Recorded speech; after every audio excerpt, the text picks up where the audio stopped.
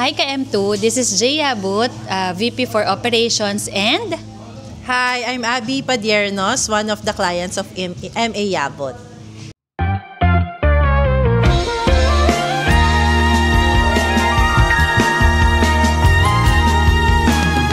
So ma'am, kamusta na po? Okay naman po, excited na po. So ma'am, tanong lang namin para mag-guide natin yung mga future clients namin o kaya yung mga naghahanap dyan ng trusted contractor. Paano nyo po nahanap ma'am si MA Yabut Realty and Construction?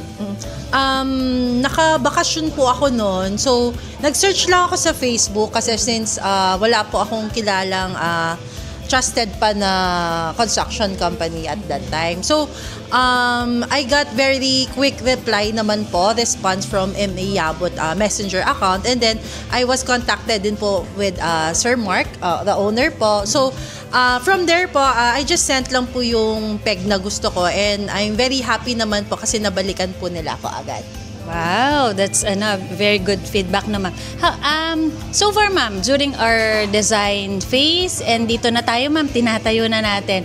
Ano ma'am so far yung natin, experience, or can you share tips or mga insights nyo po about our services? Okay.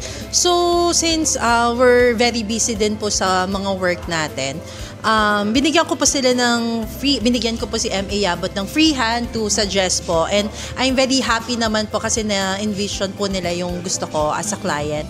I'm very grateful din kasi very transparent po in terms of budget, ano yung mga gusto po as a client. So, very smooth naman po. May mga, syempre, additional po na mga wishlist ko.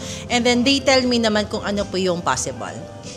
So, thank you again, Miss Abby. And mga ka-M2, alam nyo na. Just like, subscribe, and follow us for more. Thank you!